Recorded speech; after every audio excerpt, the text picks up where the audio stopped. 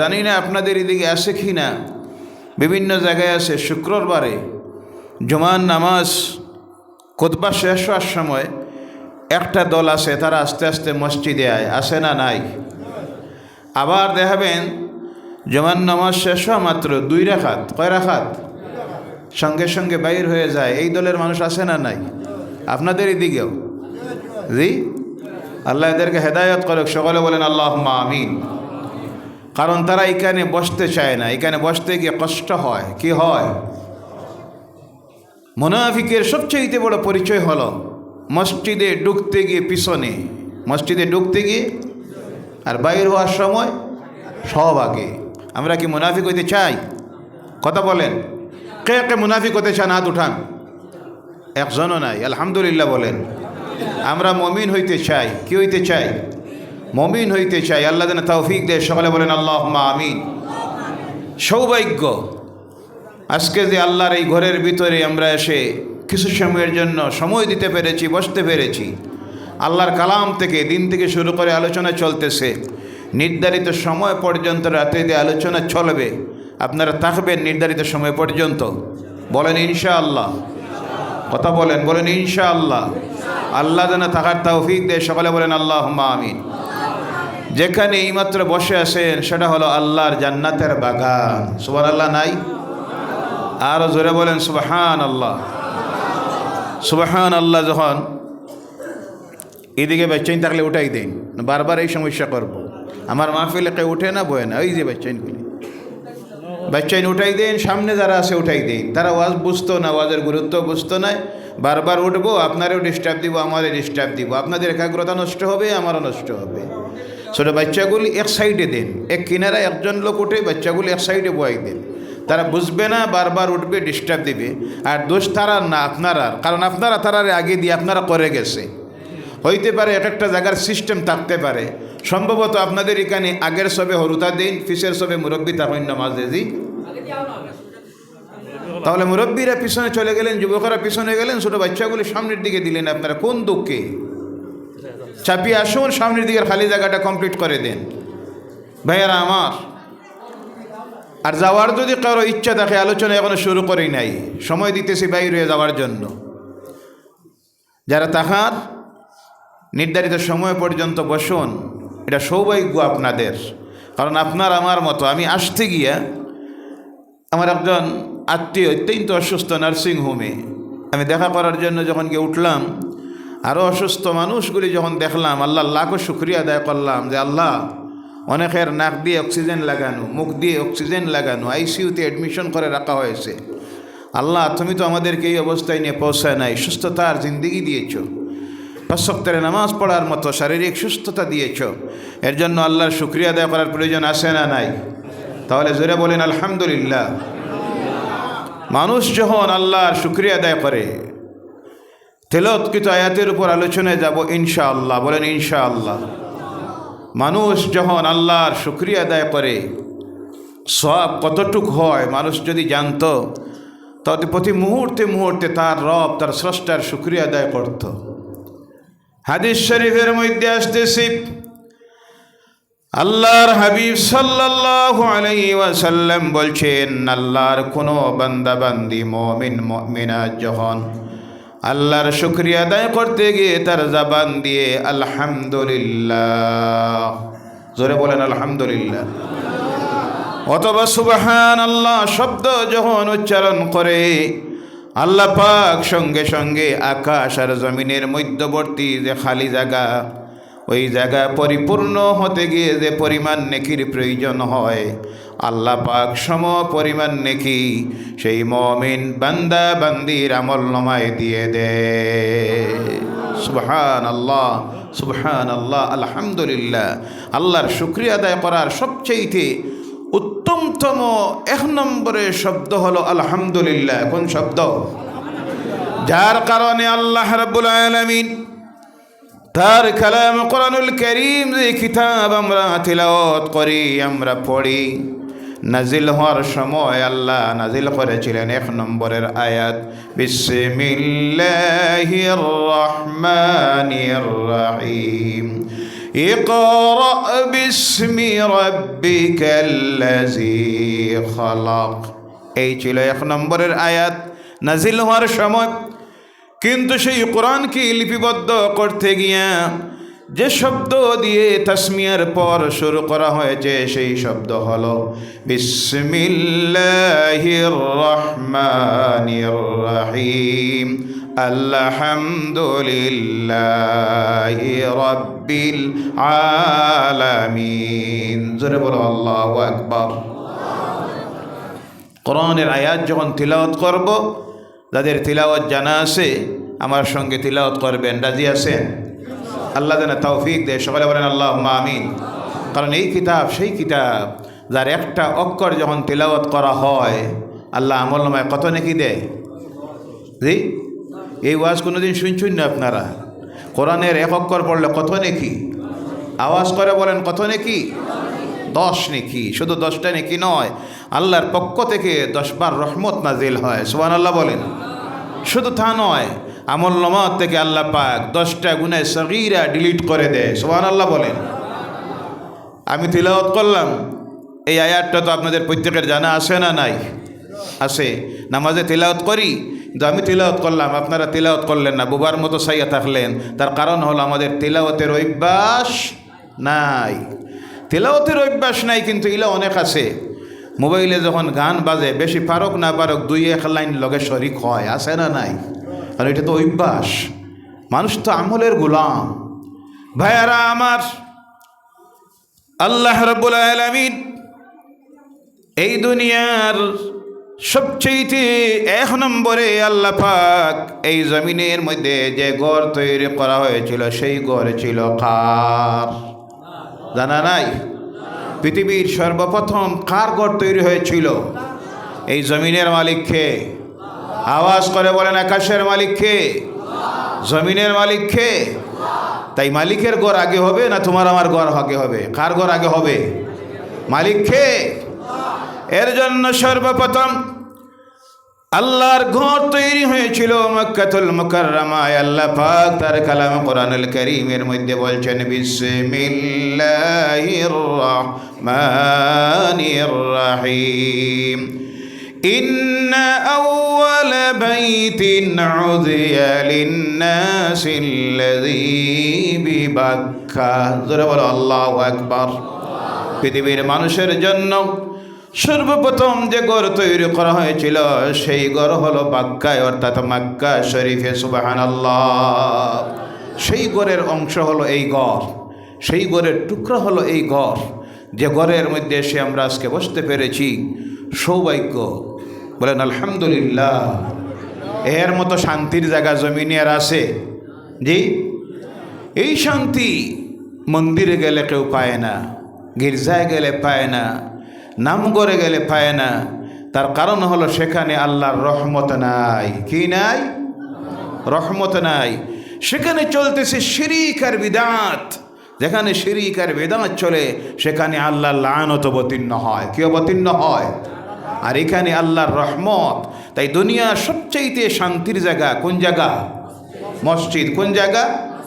এখানে যে আমরা এসে বসতে পেরেছি, এর জন্য আল্লাহর শুকরিয়া আদায় করার প্রয়োজন আছে না নাই? আল্লাহ পাকের শুকরিয়া আদায় করি। আবারও জোরে বলেন আলহামদুলিল্লাহ। ভাইয়ারা আমার, আল্লাহ রাব্বুল আলামিনের কালাম কোরআনুল কারীম থেকে আপনাদের সামনে একটা আয়াতে কারিমা তিলাওয়াত করেছি। সেই আয়াতের উপরে আলোচনায় যাওয়ার আগে আমরা জানার বোঝার প্রয়োজন আল্লাহর কালাম কোরআনুল কারীম কি কিতাব আল্লাহ আমাদেরকে দিয়েছেন, কি নিয়ামত আল্লাহ পাক দিলেন। সাধারণত আজকে আমাদের সমাজের মুসলমান যারা, বেশিরভাগ মুসলমান আমরা মনে মনে ভাবি কোরআনুল কারীমটা এসেছে শুধু দুনিয়ার মানুষ নামাজের মধ্যে তিলাওয়াত করার জন্য, রমজানের মাস আসলে পরে তারাবির নামাজে পড়ার জন্য, কেউ মারা গেলে তার বাড়িতে পড়া হয়, কেউ অসুস্থ হলে জিনে বুতে ধরলে এই কোরআন পড়ে পানি পড়া দেওয়া হয়, লিখে তাবিজ দেওয়া হয়। শুধু আমরা মনে মনে ভাবি এর জন্য এসেছে আল্লাহর কালাম কোরআন। জোরে বলেন নাউজুবিল্লাহ। কি নিয়ামত আসলো কি জন্য, আছে এর মাঝে কি?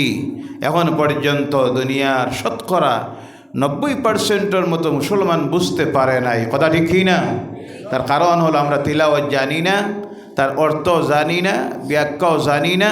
আমরা মনে মনে ভাবি দুনিয়ার ধারাবাহিকতার রামায়ণ আছে, হিন্দুদের ধর্মগ্রন্থ, মহাভারত আছে, বেদ আছে, পুরাণ আছে, মনু আছে, গীতা আছে, খ্রিস্টান যারা তাদের আছে Bible, old testament, new testament, এরপরে শিখ সম্প্রদায় যারা তাদের আছে গ্রন্থ সাহিব, বিভিন্ন ধর্মাবলম্বীদের এক একটা ধর্মগ্রন্থ আছে।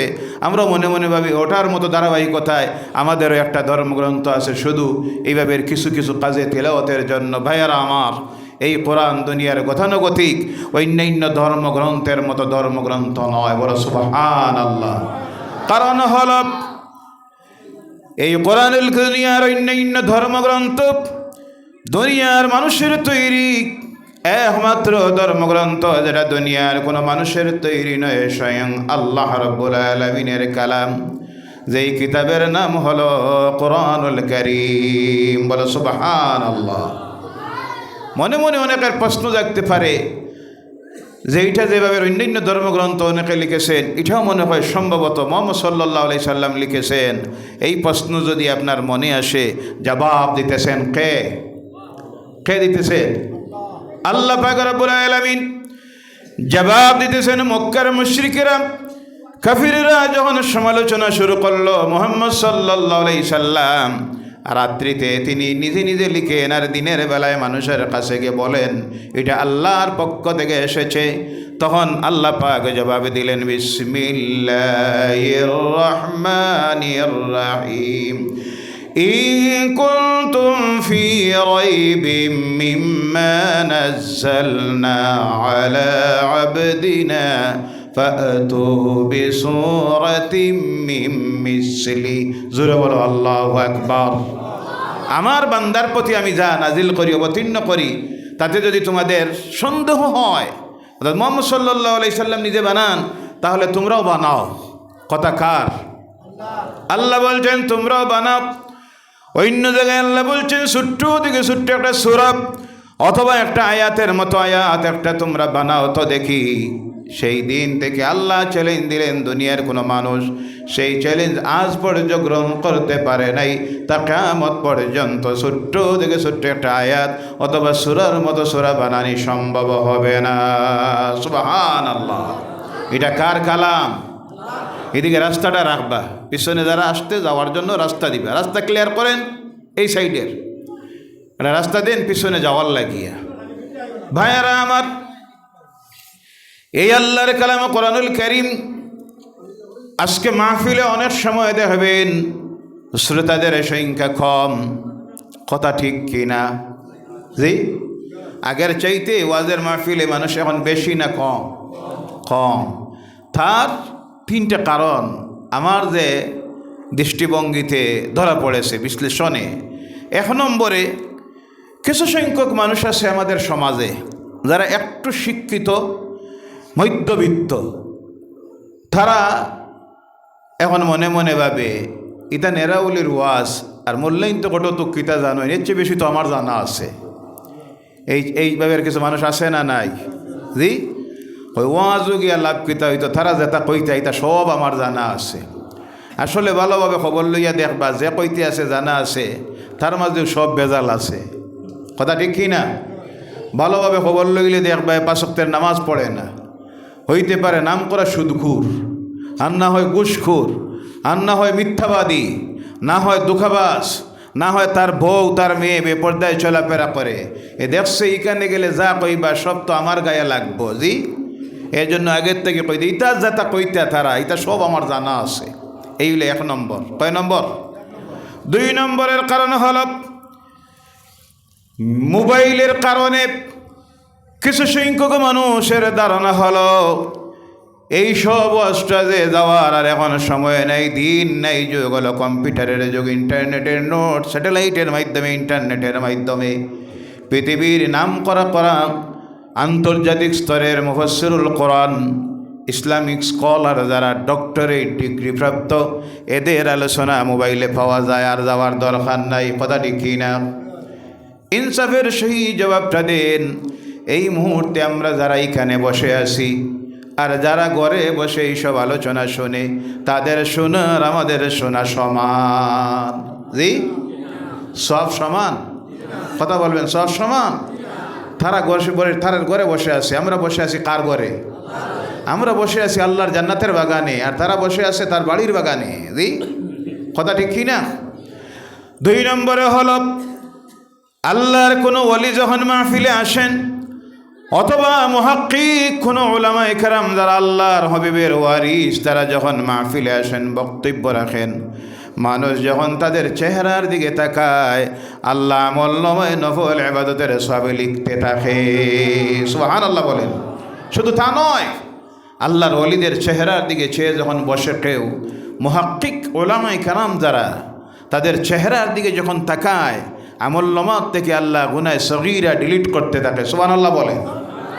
আল্লাহর রহমতের সুশীতল ছায়ায় বসে থাকে। সুবহানাল্লাহ। মুনাজাত যখন হয়, কি হয়?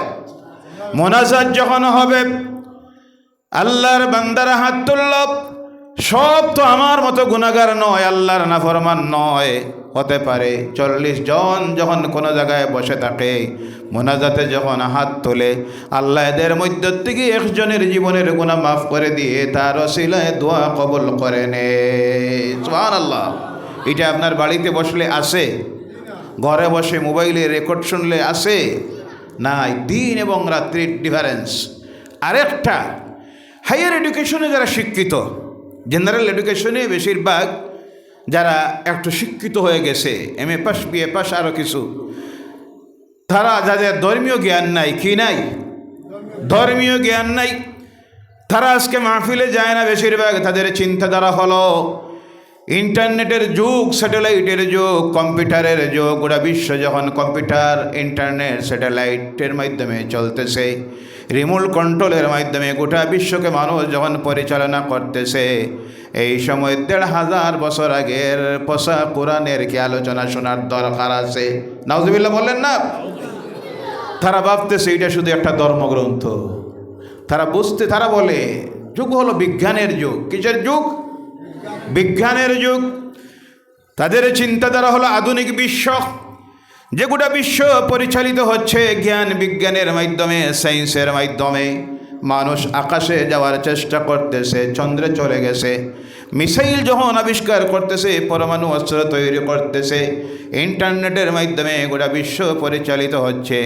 এই সময় কি কোরআনের গিয়ে আলোচনা শোনার কোনো প্রয়োজন আছে? বলে নাউজুবিল্লাহ। এ কোরআন কি তারা যদি জানতো তাহলে এই কথা তাদের জবান দিয়ে কোরআন সম্পর্কে এই কমেন্ট আসতো না। কারণ দুনিয়ার সবচেয়ে বড় বৈজ্ঞানিক ধর্মগ্রন্থ হলো কোরআন। বলেন সুবহানাল্লাহ। এই কোরআনুল কারীমের মধ্যে বিজ্ঞান কি আছে, সায়েন্স কি আছে? অনেকে প্রশ্ন করে, মনে মনে ভাবে এটা শুধু ধর্মগ্রন্থ। আমার আল্লাহ রাব্বুল আলামিন যে যুগে যে নবীকে প্রেরণ করেছিলেন, সেই যুগে পৃথিবীর মোকাবিলায় যে জ্ঞানের প্রয়োজন তা দিয়ে আল্লাহ প্রেরণ করেছিলেন। যেমন মূসা আলাইহিস সালামকে আল্লাহ যখন প্রেরণ করেছিলেন, সেই সময় পৃথিবীতে ছিল জাদুর প্রভাব। কিসের প্রভাব? তাই আল্লাহ পাক মূসাকে দেওয়ার সময় জাদুবিদ্যার মোকাবিলার মতো জ্ঞান দিয়ে দিয়েছিলেন। বলেন সুবহানাল্লাহ। অনুরূপভাবে আখিরি জামানার নবী, তোমার আমার নবী মুহাম্মদুর রাসূলুল্লাহ সাল্লাল্লাহু আলাইহি ওয়াসাল্লামকে আল্লাহ পাক যখন প্রেরণ করলেন, এরপরে তো আর নবী আসবেন না। আল্লাহর জানা আছে না নাই? জি, আল্লাহর জানা আছে না নাই? আল্লাহর জানা আছে। আল্লাহর এই কথাও জানা আছে, একটা সময় পৃথিবীতে আসবে যখন গোটা পৃথিবী পরিচালিত হবে ইন্টারনেট, স্যাটেলাইট, কম্পিউটার, ল্যাপটপের মাধ্যমে।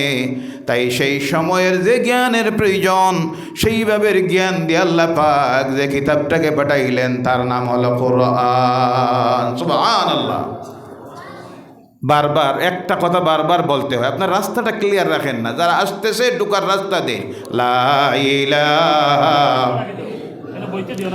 লা ইলাহা ইল্লাল্লাহ লা ইলাহা ইল্লাল্লাহ লা ইলাহা ইল্লাল্লাহ লা ইলাহা ইল্লাল্লাহ মুহাম্মাদুর রাসূলুল্লাহ সাল্লাল্লাহু আলাইহি সাল্লাম।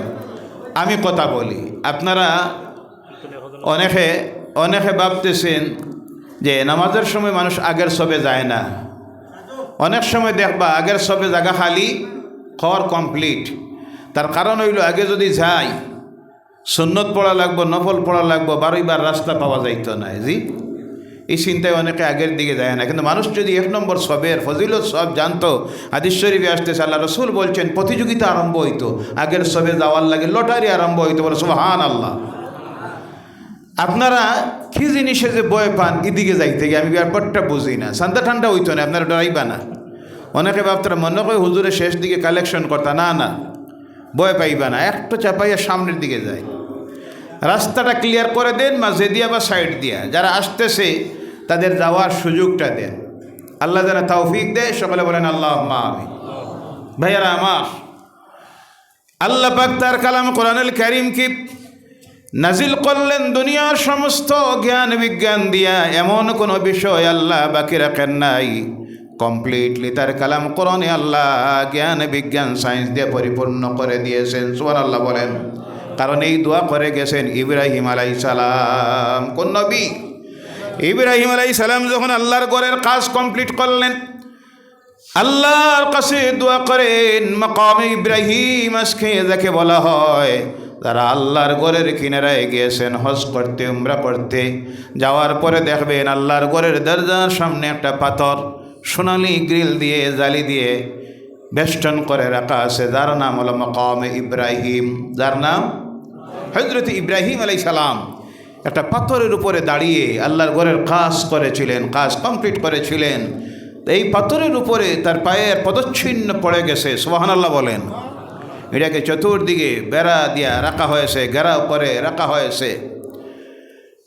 যাকে আল্লাহ এত মর্যাদা দিলেন, যার সম্পর্কে আল্লাহ কোরআনুল কারীমে বলছেন ওয়াত্তাখিযু মিন মাকামি ইব্রাহিম মুসাল্লা। জোরে বলো আল্লাহু আকবার। ইব্রাহিমের দাঁড়ানো জায়গাটাকে আমি মানুষের জন্য নামাজের জায়গা মুসাল্লা বানাইয়া দিছি। সুবহানাল্লাহ বলেন। আজকে আফসোস লাগে, কিছু মানুষ আছে ওই জালি দিয়ে বেড়া দিয়ে রাখার পরেও ওই যে জালি বেড়া যেটা, এটার মধ্যে গিয়ে হাত লাগায় সোমা দেয়। আছে না নাই? জি, আছে না নাই? এটার মধ্যে বেড়ার মধ্যে জালির মধ্যে হাত লাগাইয়া সোমা দেওয়া ফরজ। কথা বুঝেন না আপনারা? জি, ওয়াজিব, ফরজ, সুন্নত, মুস্তাহাব কিছুই নাই।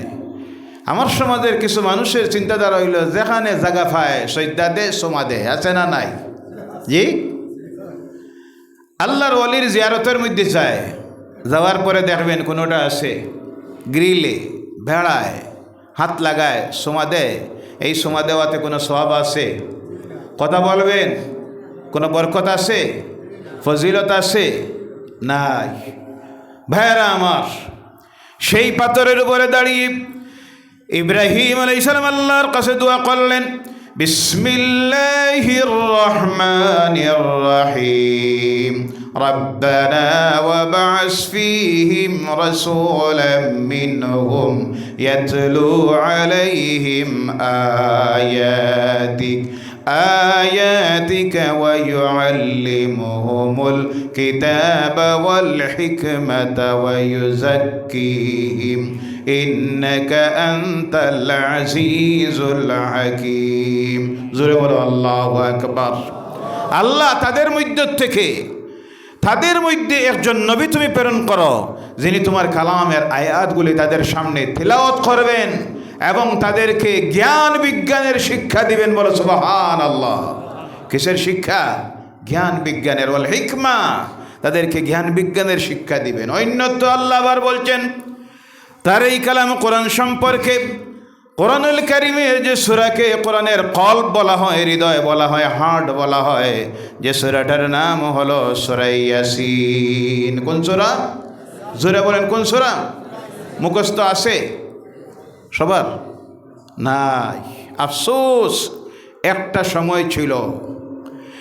সময় ছিল প্রত্যেক বাড়ির মুরব্বী শ্রেণীর মানুষ যারা, মা যারা, বাবা যারা, প্রত্যেকের কোরআনের মোবারক ফজিলতপূর্ণ বিশেষ সূরাগুলি মুখস্থ থাকত, কণ্ঠস্থ থাকত। সূরা ইয়াসিন সূরা রহমান, সূরা আল ওয়াকিয়া, সূরা আল মুলুক, সূরা ওয়াসফ, এইভাবে সূরাগুলি তারা মুখস্থ করত। এখন এই দিন গেছে গিয়া আর এখন আর এই মুখস্থ করার সময় নাই। কি নাই?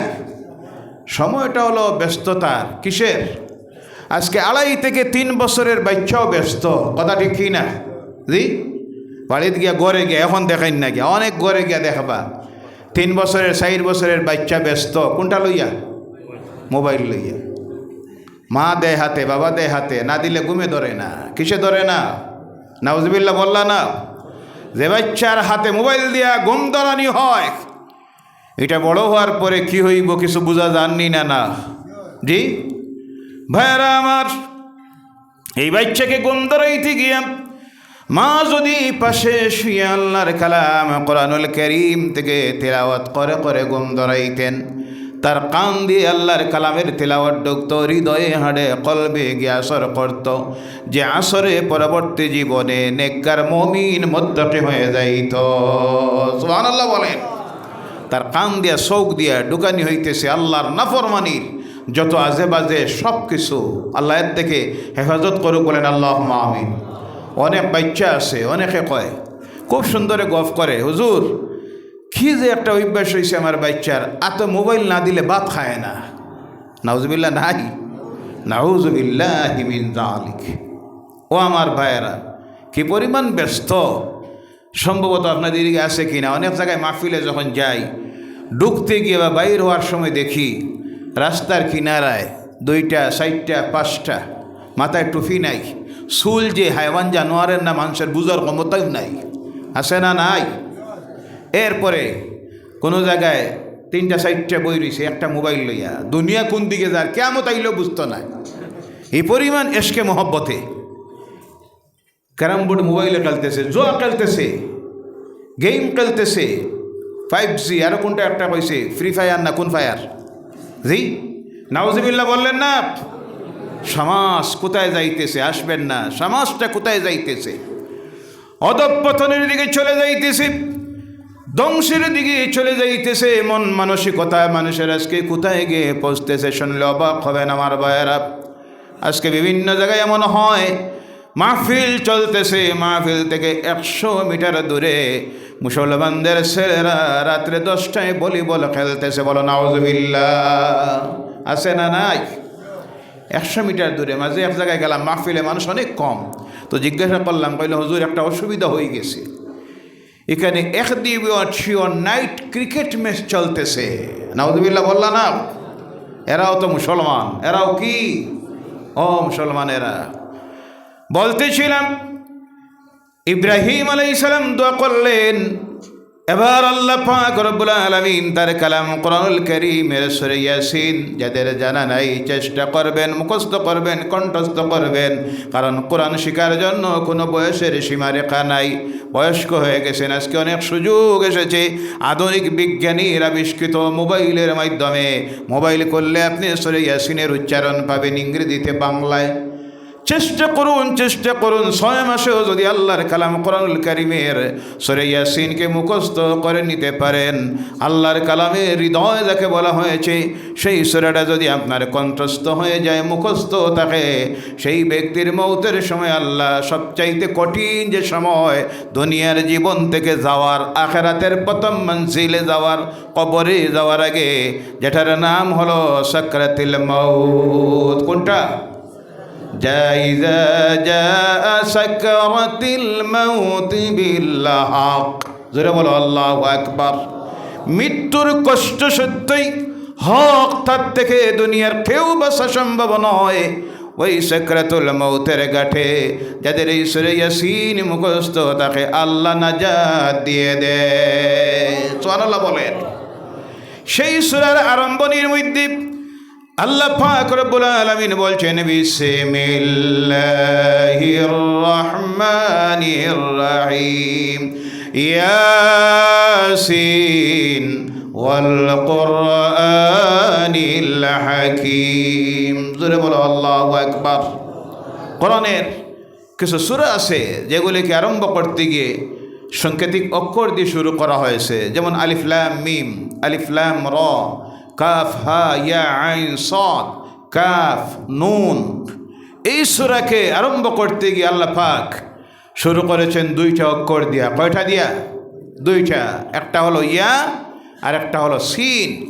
যার ব্যাখ্যা মুফাসসিরিন কেরাম যারা কোরআনের ব্যাখ্যাকারী, এই অক্ষরগুলির বিভিন্ন অভিমত তারা দিয়েছেন, বিভিন্ন জনে বিভিন্ন তাফসীর করেছেন, কিন্তু সঠিক অর্থ আল্লাহ ছাড়া কাহারও জানা, আল্লাহু আ'লামু বিস-সাওয়াব।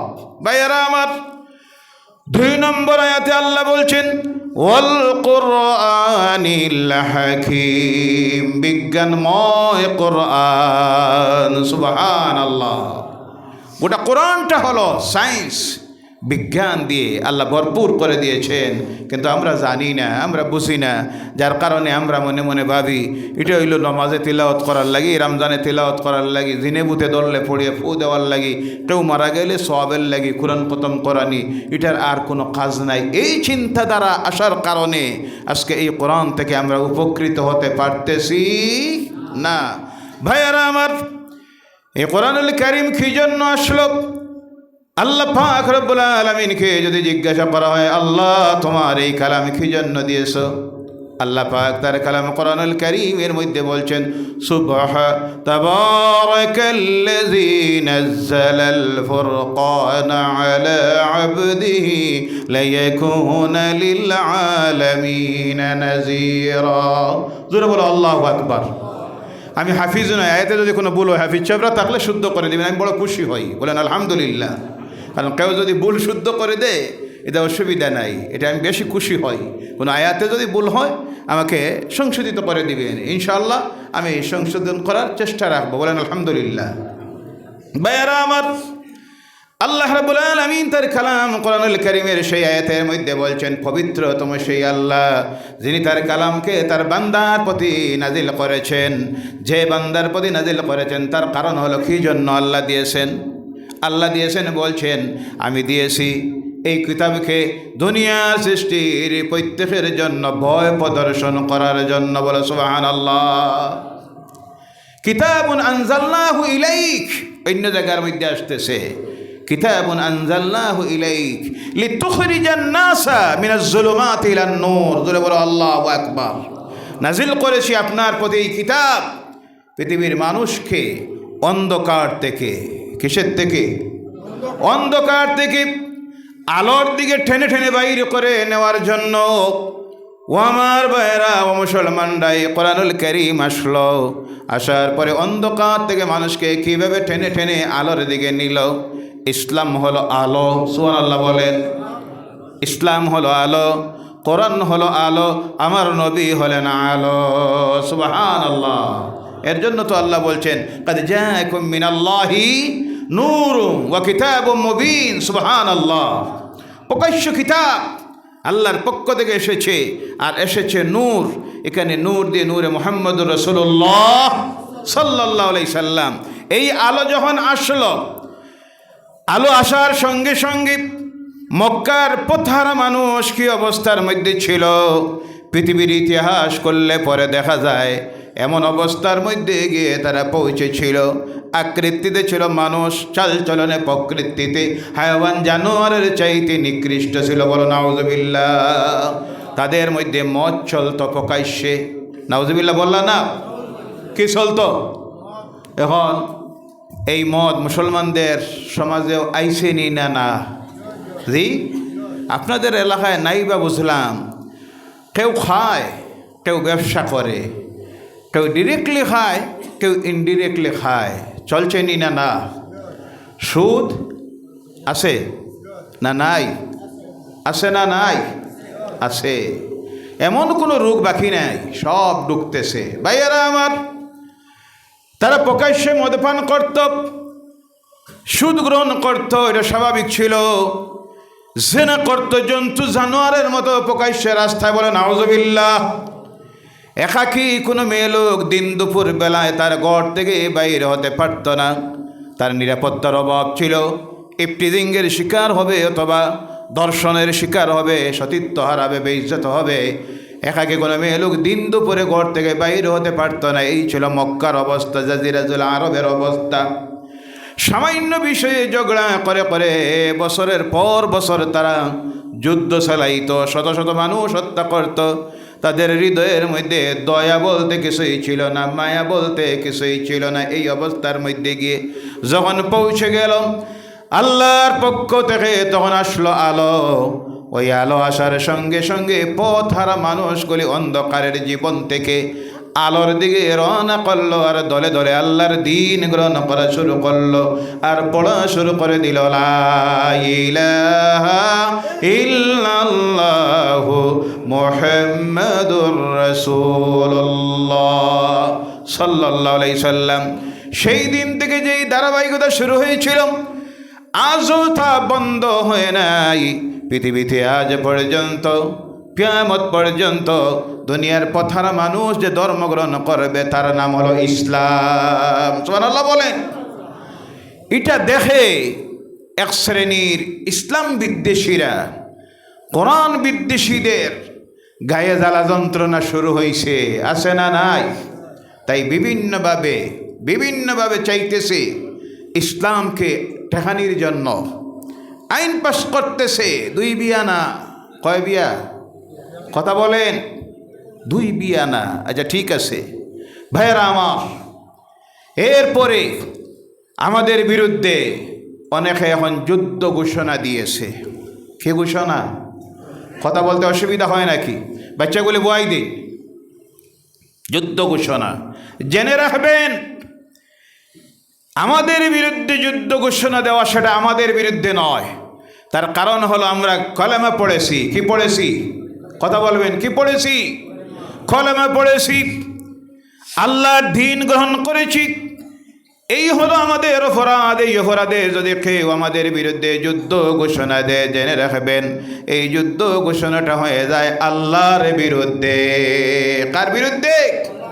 পৃথিবীর ইতিহাস প্রমাণ করতেছি এটা আজকে নতুন নয়। ফেরাউন যুদ্ধ ঘোষণা দিয়েছিল আল্লাহর বিরুদ্ধে। কার বিরুদ্ধে? আল্লাহর বিরুদ্ধে। মুসাকে বলে দিয়েছিল, মুসা তোমার আল্লাহকে বলো আগামীকাল এই ময়দানে তোমার আল্লাহ আর আমার মোকাবিলা হবে। বলো নাউজুবিল্লাহ। মুসা আলাইহিস সালাম আল্লাহর কাছে আরজ করেন, আল্লাহ এ তো যুদ্ধ ঘোষণা দেয় তোমার বিরুদ্ধে। আল্লাহ বলেন ঠিক আছে, অসুবিধা নাই, লা তাহজান, তুমি চিন্তা করিও না। কি করিও না? চিন্তা করিও না। আল্লাহ করবো কি? বলে আগামীকাল যখন আসবে ময়দানে আমি আল্লাহ যাওয়া লাগবে না, তুমি যাইও। বলো সুবহানাল্লাহ।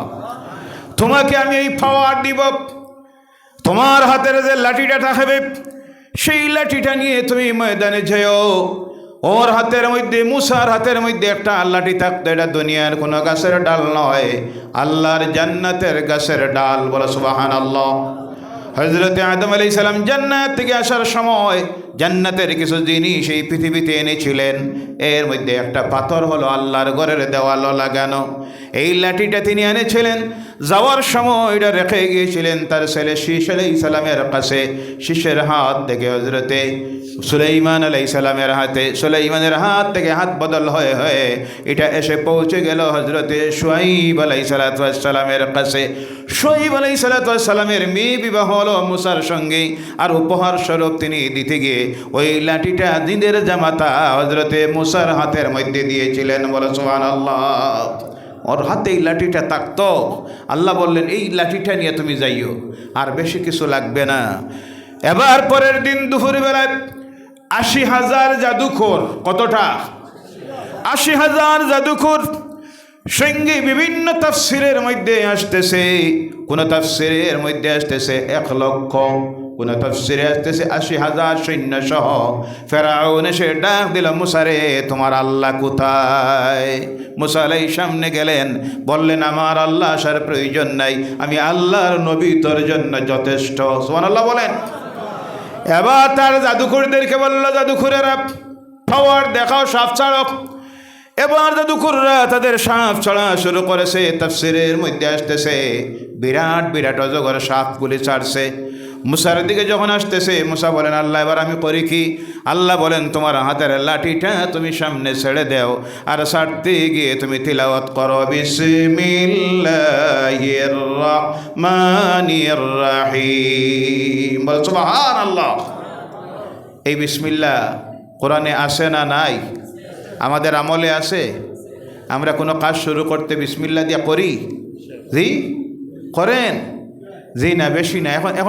এখন তো বদলিতেছে, বদলিতে গিয়ে এখন হয়েছে 786। জি, এই বিসমিল্লাহ আইসে আপনাদের এদিকে না নাই? কথা বলেন না। বিহার সিটির উপরে দেখবা বিসমিল্লাহ লেখে না, লেখা 786। গাড়ির আগেও 786, অনেকের গড়ের সামনে 786। এটা কোনটা? এটা কোন বিসমিল্লাহ? আধুনিক বিসমিল্লাহ। জি, সারা রাত সারা দিন যদি জফে 786 786 নাকি কত হইব? কথা কই না? আছে একটা নাকি হইব? সারা রাত তসবি হাতে লইয়া পড়ে 786 786, সকালে 0, সকালে কত? আর আল্লাহর কালামে কোরআনুল কারীমের বিসমিল্লাহির রহমানির রহিম যদি একটা বার আল্লাহর বান্দা বান্দির জবান দিয়ে বাইর হয়ে যায়, সঙ্গে সঙ্গে আমার আল্লাহ রাব্বুল আলামিন তাদের আমল নামায় 190টা নেকি লিখে দেয়। সুবহানাল্লাহ। আজ থেকে যে কোনো কাজ শুরু করতে গিয়ে শুরু করব আমরা কার নামে? জোরে বলেন, কার নামে? কমপ্লিট বিসমিল্লাহ যদি পড়তেও না পারেন, বিসমিল্লাহ বলে শুরু করবেন। শুরু করতেছি আল্লাহর নামে, বলে সুবহানাল্লাহ। আল্লাহর নামে যে কাজ শুরু করা হয় আল্লাহ তাই সেই কাজে বরকত দিয়ে দেয়। সুবহানাল্লাহ বলেন। আল্লাহর দায়িত্ব হয়ে যায় সেই কাজটাকে কমপ্লিট করা। সুবহানাল্লাহ সুবহানাল্লাহ। মুসা যেমনে ছাড়ছেন বিসমিল্লাহর বরকতে, পাওয়ারে হাতের সাপ, হাতের লাঠি বিরাট আজগর সাপের রূপ ধারণ করেছে। সামনের দিকে যাওয়ার প্রয়োজন হয় না, শুধু মুখটা খুলেছে। শ্বাস যখন টান দেয় একবার, জাদুকরদের ছাড়া সমস্ত সাপ মুসার লাঠির অভিশাপের ভিতরে ঢুকে যায়। সুবহানাল্লাহ বললেন না? আর জোরে বলেন সুবহানাল্লাহ। এইভাবে ফেরাউন ঘোষণা দিয়েছিল যুদ্ধ আল্লাহর বিরুদ্ধে। কার বিরুদ্ধে? আল্লাহর বিরুদ্ধে। নমরুদ ঘোষণা দিয়েছিল যুদ্ধ আল্লাহর বিরুদ্ধে। সাদ্দাত ঘোষণা দিয়েছিল ইব্রাহিম রে তোর আল্লাহ বেহেশত দেয়, আমিও তো বেহেশত বানাইতে পারি, বলো নাউজুবিল্লাহ। পৃথিবীর ইতিহাস প্রমাণ করতেছে এইভাবে বহুত বড় বড় জালিমেরা পৃথিবীতে আসার পর ক্ষমতার বলে, ধনসম্পদের বলে, জনশক্তির বলে, সৈন্যবাহিনীর বলে আল্লাহর বিরুদ্ধে যুদ্ধ ঘোষণা দিয়েছিল, কিন্তু একটাও জমিনে টিকে থাকতে পারে নাই। সুবহানাল্লাহ। আল্লাহ আছেন না নাই? মুসার নাম আছে না নাই? কথা বলবেন। নাই না? আছে। ইব্রাহিমের নাম প্রত্যেক ওয়াক্তে নামাজের মধ্যে যখন দাঁড়াই সারা দুনিয়ার মুসলমান ওই ইব্রাহিমের পদে সালাম পেশ করে, বলো সুবহানাল্লাহ। আল্লাহুম্মা সাল্লি আলা মুহাম্মাদিন ওয়া আলা আলি মুহাম্মাদিন কামা সাল্লাইতা আলা ইব্রাহিম ওয়া আলা আলি ইব্রাহিম ইন্নাকা হামিদুম মাজিদ। আল্লাহুম্মা বারিক আলা মুহাম্মাদিন ওয়া আলা আলি মুহাম্মাদিন কামা বারাকতা আলা ইব্রাহিম ওয়া আলা আলি ইব্রাহিম ইন্নাকা হামিদুম মাজিদ। বলে সুবহানাল্লাহ। নমরুদের নাম আছে? কথা বলবেন। আছে? আপনারা কেউ দুনিয়ার কোনো মানুষে তার আওলাদের নাম নমরুদ রাখে?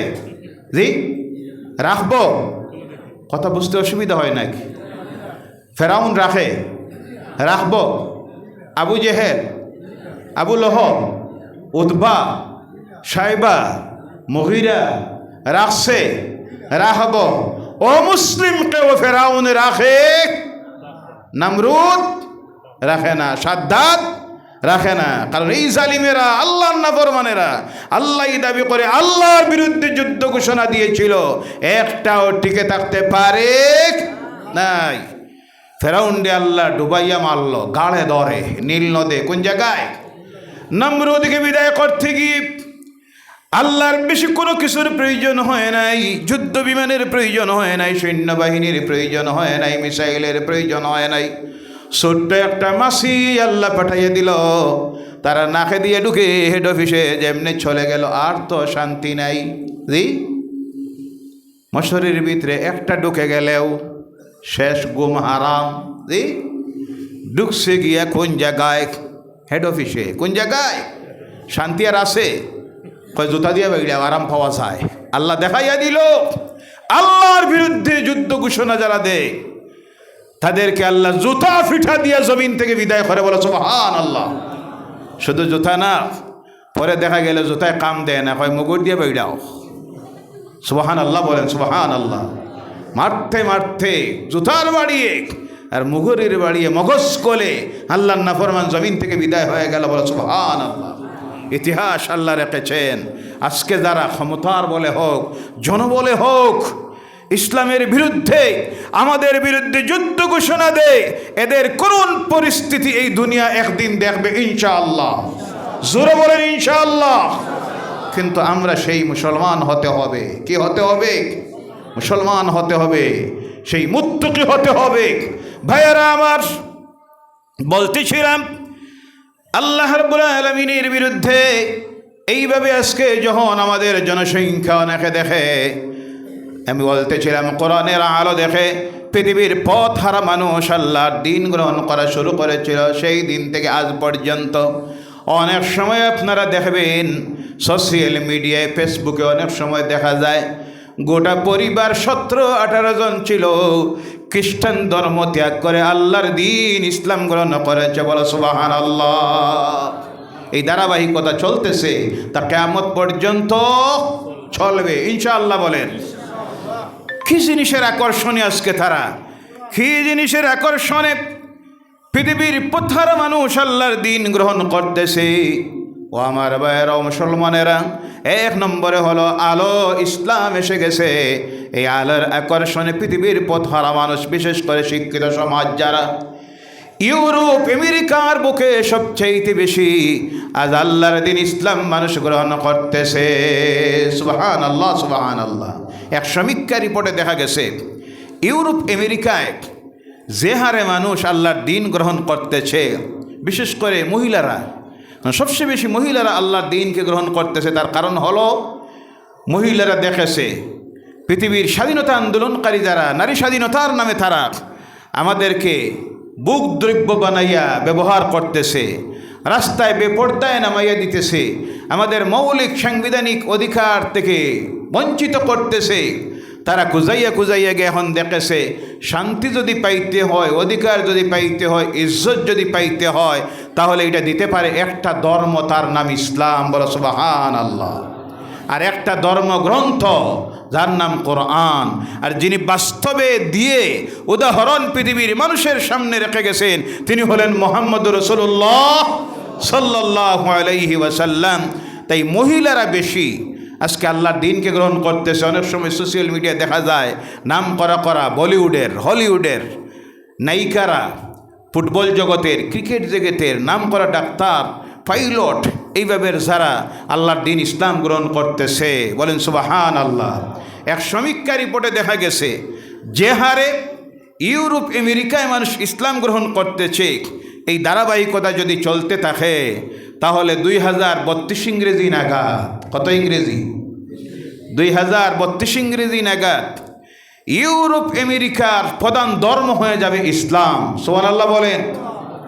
ভাইয়েরা আমার, 2 নম্বরের তাদের সমীক্ষা রিপোর্টে দেখা গিয়েছে যেইভাবে মানুষ ইসলাম ধর্ম গ্রহণ করতেছে, খ্রিস্ট ধর্ম ত্যাগ করে দিয়া ইউরোপ আমেরিকার বুকে, সেই হারে যদি চলতে থাকে ইউরোপ আমেরিকায় আজকে মুসলমানরা সংখ্যা লঘু। 2032 ইংরেজি নাগাদ ওই মুসলমানরা ইউরোপ আমেরিকার বুকে সংখ্যা গরিষ্ঠ জাতি হয়ে যাবে। সুবহানাল্লাহ। তারা ইসলাম গ্রহণ করতেছে, তার কারণ হলো খোলা মনের মানুষ, তাদের সমাজে কুসংস্কার নাই। বাপ খ্রিস্টান, ছেলে মুসলমান, একই পরিবারে থাকে, কোনো অসুবিধা নাই। প্রশ্ন আসতে পারে আমাদের সমাজে, এই দেশে মানুষগুলো কেন ইসলাম গ্রহণ করতেছে না? তার 2টা কারণ। কয়টা? একটা হলো তাদের সমাজের কুসংস্কার। তাদের সামাজিক কুসংস্কার হলো কেউ যদি ইসলাম গ্রহণ করে রাষ্ট্রীয় আইনের হ্যারাসমেন্টের মধ্যে পড়বে। 2 নম্বরে হলো ইসলাম যদি গ্রহণ করে তাহলে পরিবার তাকে ঘরে ঢুকতে দিবে না। এর কারণে অনেক শিক্ষিত মানুষ আজকে আছে আমাদের এই দেশের মধ্যেও, যাদের মন চাইতেছে ইসলাম গ্রহণ করার জন্য, কিন্তু পারিবারিক অসুবিধার কারণে রাষ্ট্রীয় আইনের অসুবিধায় করতেছে না। কথা ঠিক কিনা? কারণ এই সমাজে এখনও এরা কুসংস্কার আছে। কোনো মুসলমান যদি অন্য ধর্মাবলম্বীর ফাঁক করে রান্না করে ঢুকে যায়, যত সময় গরুর সেনা দিয়ে ধোয়া হইতো নাই, পবিত্র হইতো নাই। নাউজুবিল্লাহ বললা না? কি পরিমাণ কুসংস্কারে নিমজ্জিত এই সমাজের মানুষ। ভাইয়েরা আমার, 2 নম্বরের কারণ কেন ইসলাম গ্রহণ করতেছে না, 2 নম্বরের কারণ হল আমরা যারা মুসলমান, আজকে আমাদের দিকে যখন দুনিয়ার মানুষ তাকায়, তাকানির পরে আমাদেরকে দেখে তারা ইসলামকে বিচার করে, ইসলাম কি আমাদের কাছ থেকে জানতে চায়। চাইতে গিয়ে তারা কোরআন পড়বে না এখন, কারণ তাদের ব্রেইনের মধ্যে ঢুকাইয়া দেওয়া হয়ে গেছে কোরআন হলো সন্ত্রাসীদের গাইড বুক। নাউজুবিল্লাহ বলেন। মুসলমান মানে হলো সন্ত্রাসবাদী। নাউজুবিল্লাহ নাই? মসজিদের মধ্যে দেওয়া হয় সন্ত্রাসের শিক্ষা। নাউজুবিল্লাহ বইলা না? মাদ্রাসার মধ্যে দেওয়া হয় সন্ত্রাসীদের শিক্ষা, জিহাদের শিক্ষা। বলো নাউজুবিল্লাহ। মুহাম্মদ সাল্লাল্লাহু আলাইহি সাল্লাম ছিলেন পৃথিবীর নাম করা সন্ত্রাসীদের হেড। নাউজুবিল্লাহ নাই? এই শিক্ষা তাদের ব্রেইনে ঢুকাইয়ে দেওয়া হয়েছে। তারা এখন কোরআনের কাছে যাবে না, কোরআন পড়বেও না। তারা ইসলামকে দেখতে গিয়ে বুঝতেছে রহিমউদ্দিন, করিমউদ্দিন, সলিমউদ্দিন, ইসলামউদ্দিনের চরিত্র কি, আমল কি। কথা ঠিক কিনা? দেখতে গিয়ে দেখতেছে ইসলামের শিক্ষা নাকি এই, যারা মদ পান করে তারা মুসলমান, যারা মিথ্যা কথা বলে তারা মুসলমান, যারা চুরি করে তারা মুসলমান, যারা ওজনে কম দেয় তারা মুসলমান, যারা নারীর ইজ্জত নষ্ট করে তারা মুসলমান, যারা সুদ বেশি গ্রহণ করে তারা মুসলমান, যারা আইল ঠেলাঠেলি করে তারা মুসলমান, যারা মিথ্যা মামলা এক ভাই আর এক ভাইয়ের উপরে দেয় তারা মুসলমান। তারা আজকে আপনার আমার চরিত্রকে দেখে ইসলামকে জাজ করতেছে, আর এই চরিত্র দেখে তারা ইসলামের কিনারায় আসতেছে। যত দিন যাইতেছে তারা দূরে সরতেছে, আর আমাদের এই চারিত্রিক দোষ দেখাইয়া তাদেরকে ইসলাম থেকে দূরে সরাইয়া দেওয়া হচ্ছে, মুসলমান থেকে দূরে সরাইয়া দেওয়া হচ্ছে। এই সময় আমরা আদর্শ গ্রহণ করব কার কাছ থেকে? আল্লাহর কাছে যদি প্রশ্ন করি, আল্লাহ আমাদেরকে জানাইয়া দিতেছেন, কদ জাকুম, আল্লাহ জানাইয়া দিতেছেন, লাকাদ কানা লাকুম ফি রাসূলিল্লাহি উসওয়াতুন হাসানা। জোরে বলো আল্লাহু আকবার। উত্তম চরিত্র আদর্শ যদি গ্রহণ করতে হয়, যেটা আছে আমি আল্লাহর রসুল, আমার রসুলের কাছে, বলো সুবহানাল্লাহ। কার কাছ থেকে আদর্শ গ্রহণ করব আমরা? আল্লাহর রসুলের কাছ থেকে। এমন একজন নবী পেলাম যে নবীর জীবনে একটাও কাজ বাকি নাই, যা উম্মতের জন্য বলে গিয়েছেন, শুধু বলে যান নাই, শিখাইয়া দিয়ে গেছেন। শুধু শিখাইয়া যান নাই, বাস্তবে জীবনে আমল করে করে শিখাইয়া দিয়ে গেলেন। কিন্তু মুসলমান, আফসোস লাগে, আফসোস লাগে, আজকে আমাদের চালচলন চরিত্র ইহুদি নাসারাদের মতো। বিবাহ শাদী জানি না আপনাদের দিকে নাই, অধিকাংশ জায়গায় আজকে মুসলমানদের বিবাহ শাদী দেখলে বোঝা যায় না মুসলমানদের বিবাহ না ইহুদি নাসারা কাফিরের বিবাহ। কথা ঠিক কিনা? নাউজুবিল্লাহ বলেন, নাউজুবিল্লাহ। এক একটা বিবাহের মধ্যে খরচ করে দেয় 8 থেকে 10 লাখ টাকা। নাউজুবিল্লাহ বললা না? জি। জামাই লইয়া যাওয়ার সময় 40টা গাড়ি। কতটা? জি, মাতই না কেন? কতটা? 40টা। প্যান্ডেলে খরচ 1 লক্ষ, লাইটে খরচ 40,000। জি। বোম জানি না, আসেনি আপনাদের এদিকে? আছে না? নাই? আল্লাহ হেফাজত করুক, সকলে বলেন আল্লাহুম্মা আমিন। মাঝে এক জায়গায় গেলাম বিবাহেতে, আমি বেশি যাই না, কারণ এখন বেশিরভাগ বিবাহ হয় হোটেলে। কোন জায়গায়? আর হোটেলে যাওয়ার পরে আমি দেখেছি কোনো দিনদার ইমানদার মমিন তার ইমান লইয়া আইতে পারতো না। যাওয়ার পরে দেখবেন খাওয়া দাওয়ার ব্যবস্থা নারী পুরুষ এক জায়গায়, আছে না নাই? নাউজুবিল্লাহ বলেন। খালি ডিস্ট্রিবিউশন যারা করতেছে, বিতরণ করতেছে, সবগুলি পুরুষ, সবগুলি দিতেছে মহিলাদেরকে। এই পুরুষের জন্য এই মহিলাকে খানি দেওয়া জায়েজ আছে? কথা বলবেন আপনারা? কিছু মশলা আপনারা দিবা যাওয়া জায়েজ আছে? হারাম। কি? গুনাহ কাবীরা। কি গুনাহ? চলছেনি না? না। নাউযুবিল্লাহি মিন যালিক। বম মারল। পরে আমি বিবাহ থেকে তাদের হোটেলে না ঢুকে আমি ঘুরে এসেছি। বম মারল, খবর নিয়ে শুনলাম 40,000 টাকার বম মারছে তার বুকুর উপরে, কলিঞ্জার উপরে, তার ভাগ্যের উপরে। বলে নাউযুবিল্লাহ। কোথায় গিয়ে পৌঁছতেছে আজকে এই জাতি, এই কওমের অবস্থা? ইসলাম থেকে দূরে সরে যাইতেছে, ফলো করতেছে ইহুদিদেরকে, নাসারাদেরকে, মুশরিক কাফিরদেরকে অনুকরণ যখন করতেছে, তখন এদের উপরে আসতেছে আল্লাহর পক্ষ থেকে গজব। কে আসতেছে? আল্লাহর পক্ষ থেকে গজব আসতেছে। এক একটা বিবাহ শাদীতে ভাইরা আমার, এই যে লোকটা আবার বিবাহ করতেছে, খরচ করল গাড়ি সহ, প্যান্ডেল সহ, লাইট সহ 7 লাখ টাকা। কয় লাখ? আবার তার বউর মোহর নগদ না বাকি? নাউজুবিল্লাহ কইলা না? মোহর দেওয়া ফরজ, মোহর দেওয়া, নগদে দেওয়া উত্তম, নগদে দেওয়া। সারা জিন্দগি পর্যন্ত মোহর আদায় করে না ফরজ। 7 লক্ষ টাকা খরচ না করে 1 লক্ষের ভিতরে যদি বিবাহ শেষ করত, আর বাকি দিয়ে যদি স্ত্রীর মোহর নগদ দিত, আল্লাহ রসুলের একটা সুন্নত আদায় হয়ে যাইত। বলেন সুবহানাল্লাহ। আর আল্লাহর বিধান ফরজ আদায় হয়ে যাইত, মোহর দেওয়া ফরজ। কিন্তু ফরজের প্রতি লক্ষ্য নাই, ঢং তামসার ফুর্তি আমোস প্রমোদ চলতেছে। ইহুদি নাসারা কাফির মুশরিকদের অনুসরণ আর অনুকরণ করে।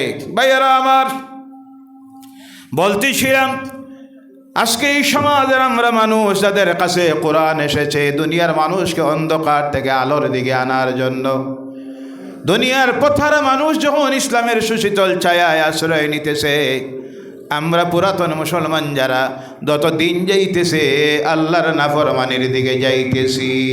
কথা ঠিক কিনা? প্রতিটা নাফরমানি আজকে ঘরে ঘরে এসে ঢুকতেছে। তার কারণ কি? তার কারণ হলো আমাদের মধ্য থেকে আল্লাহর ডর ভয় চলে গেছে, মৌতের ডর ভয় চলে গেছে, কবরের ডর ভয় চলে গেছে, হাসরের ডর ভয় চলে গেছে, মিজানের ডর ভয় চলে গেছে। এর জন্য জেনে রাখবেন, আল্লাহ পাক তার কালাম কোরআনকে নাজিল করতে গিয়া মক্কার এই মানুষগুলির চরিত্র আমল দেখে আল্লাহ প্রথম নামাজের ওয়াজ করেন নাই, নামাজের আয়াত নাজিল করেন নাই, হজের আয়াত নাজিল করেন নাই, যাকাতের আয়াতগুলি আল্লাহ নাজিল করেন নাই, পর্দার আয়াত আল্লাহ নাজিল করেন নাই। মক্কার জীবনে আল্লাহ রসুলের কাছে যে আয়াতগুলি নাজিল হয়েছিল, যাকে সূরা মাক্কি অথবা আয়াতে মাক্কি বলা হয়, বাহির করলে কোরআনে দেখা যায় এখানের মধ্যে বেশিরভাগ আল্লাহ আলোচনা করেছেন পরকালের জীবন সম্পর্কে, মানুষের সৃষ্টি সম্পর্কে, কবর সম্পর্কে, হাসরের আযাব সম্পর্কে, বিচার সম্পর্কে, জাহান্নামের আযাব সম্পর্কে। কারণ আল্লাহ দেখেছেন এদের ভিতরে যতক্ষণ আল্লাহর ভয় ঢুকাইয়া দেওয়া যাবে না, তত সময় পর্যন্ত তাদের চরিত্র আমলের পরিবর্তন আসবে না। আজকে আমরা বলে গেছি, আমরা ছিলাম কি, আজকে হয়েছি কি, হব কি, কোথায় ছিলাম, আজকে এসেছি কোথায়, যাব কোথায়, সব খুলে খুলে আল্লাহর কালাম কোরআন বলে দিয়েছে। বলে সুবহানাল্লাহ। আমরা সব ছিলাম একটা জায়গায়, যে জায়গার নাম হলো আলামুল আরওয়াহ, রুহের জগৎ। কোন জগৎ? কথা বলবেন, কোন জগৎ? রুহের জগতে ছিলাম। এরপরে আসলাম মায়ের গর্ভে, মায়ের গর্ভের মধ্যে ছিলাম 9 থেকে 10 মাস। এরপরে এসেছি এখন পৃথিবীর জগতে। এই জগতে থাকবো না আবার যাওয়া লাগবো? জি, কথা বলবেন, যাওয়া লাগবো না থাকবো? একটা জায়গায় ছিলাম, সফর করে চলে এসেছি মায়ের গর্ভে। ওখানের সফর শেষ করে চলে এসেছি দুনিয়ার জীবনে। যে জায়গায় ছিলাম সেখানে চিরস্থায়ী নয়, যেখানে এসেছিলাম মায়ের গর্ভে সেখানেও চিরস্থায়ী নয়, নির্দিষ্ট একটা সময় ছিল। এখন যেখানে এসেছি এখানেও চিরস্থায়ী নয়। আল্লাহ এখানেও পাঠাইয়া দিয়ে আমাদেরকে জানাইয়া দিতেছেন, কুল্লু নাফসিন যায়িকাতুল মাউত। জোরে বলো আল্লাহু আকবার। প্রাণী জগতের মধ্যে যারাই এসেছ মৃত্যুর স্বাদ গ্রহণ করতে হবে। আবার অন্য জায়গায় আবার আল্লাহ জানাইয়া দিতেছেন মিন্নাহা খালাকনাকুম, পড়ুন আমার সঙ্গে, মিন্নাহা খালাকনাকুম ওয়া ফিহা নুঈদুকুম ওয়া মিনহা নুখরিজুকুম তারাতান উখরা। জোরে বলো আল্লাহু আকবার। ইহার থেকে তোমাদেরকে সৃষ্টি করেছি, ইহার মধ্যে আবার ফিরে আসতে হবে, ওখান থেকে আবার উঠতে হবে, সব ফিরে আসতে হবে আমি আল্লাহর কাছে। বলে সুবহানাল্লাহ। ফিরে যেতে হবে কার কাছে? এই বিশ্বাস আছে না নাই? কথা বলেন, বিশ্বাস আছে? ভাইয়েরা আমার, আবার আল্লাহ জানাইয়ে দিতেছেন কেউ যখন মারা যায় আমরা তখন প্রত্যেকে পড়ি, পড়ুন ইন্না লিল্লাহি ওয়া ইন্না ইলাইহি রাজিউন। আমরা সব আল্লাহর কাছ থেকে, আল্লাহর পক্ষ থেকে আবার আমরা সব ফিরে যেতে হবে কার কাছে? এই বিশ্বাস যদি তোমার অন্তরে এসে যায়, আবার আল্লাহ রাব্বুল আলামিন আবারও আমাদেরকে জানাইয়ে দিতেছেন শোনো, এখানে থাকবা কতদিন? ইজা জাআ আজালুহুম ফালা ইস্তাখিরুনা সাআতাও ওয়ালা ইস্তাকদিমুন। জোরে বলো আল্লাহু আকবার। নির্ধারিত সময় তোমাদের আমি নির্দিষ্ট করে রেখে দিয়েছি, ওই নির্ধারিত সময় যখন চলে আসবে আমি আল্লাহ তার মধ্যে বাড়াইয়াও দিব না, কম করে দিব না।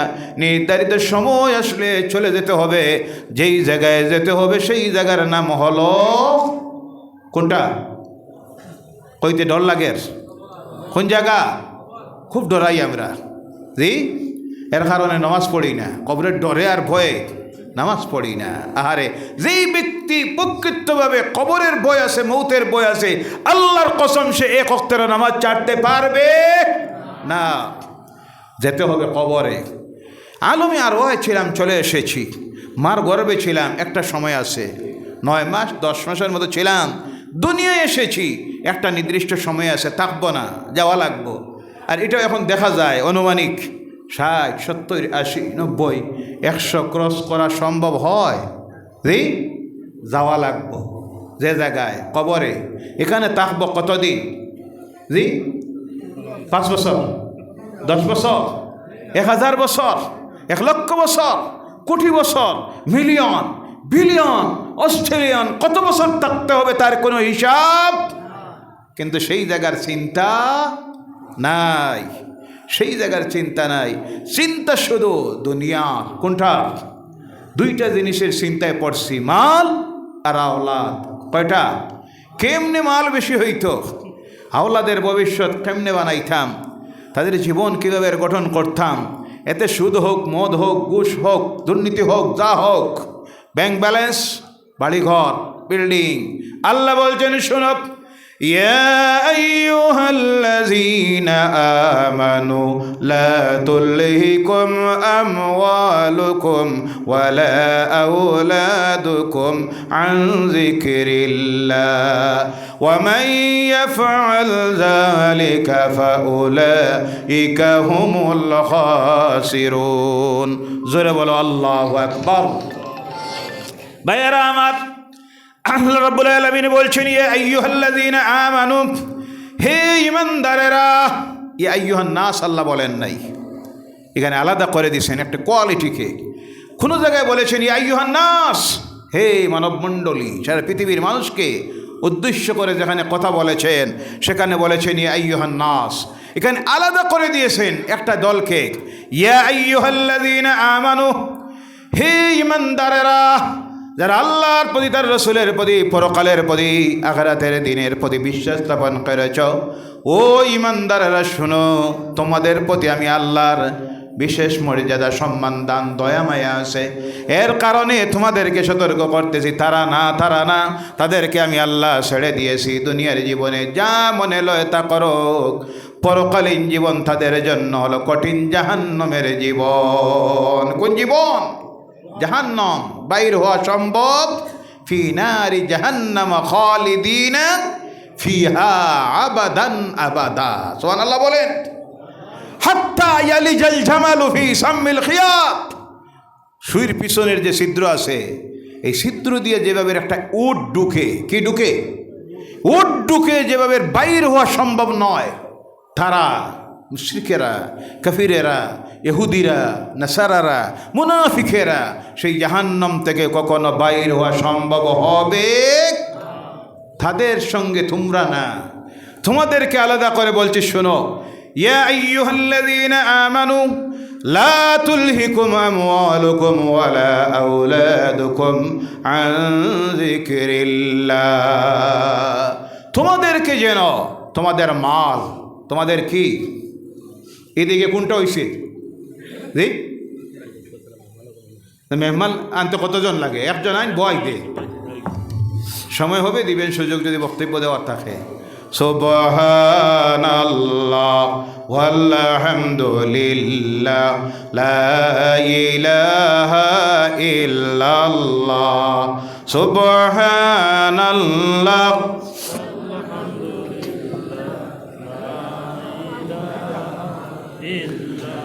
লা ইলাহা ইল্লাল্লাহ, জোরে জোরে লা ইলাহা ইল্লাল্লাহ লা ইলাহা ইল্লাল্লাহ লা ইলাহা ইল্লাল্লাহ লা ইলাহা সুবহানাল্লাহ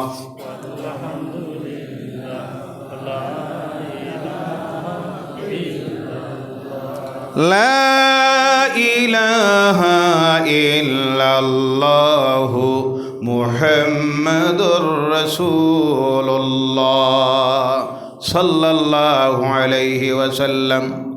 ভাইরা আমার, এই কবরের জীবনে যাওয়ার পরে কতদিন থাকবো কোনো হিসাব নাই। দুনিয়ার জীবনের একটা হিসাব আছে। আল্লাহ বলছেন তোমরা আওলাদের আর মালের চিন্তায় পড়ে, লা তুলহিকুম আমওয়ালুকুম ওয়ালা আওলাদুকুম আন যিকরিল্লাহ, আমি আল্লাহর স্মরণ থেকে গাফিল হয় না। মালের আর আওলাদের কয়টা জিনিসের? কয়টা? দুইটা। চিন্তায় পড়ে, দুঃখায় পড়ে আল্লাহ থেকে গাফিল হয় না। যারা হয়ে যাবে তারা ক্ষতিগ্রস্তদের দলে ঢুকে যাবে। আমরা কি চাই ক্ষতিগ্রস্ত হইতে? চাই? আমরা লাভবান হতে চাই। এখানে আমরা এসেছি আখিরাতের ব্যবসা করার জন্য। কিসের জন্য?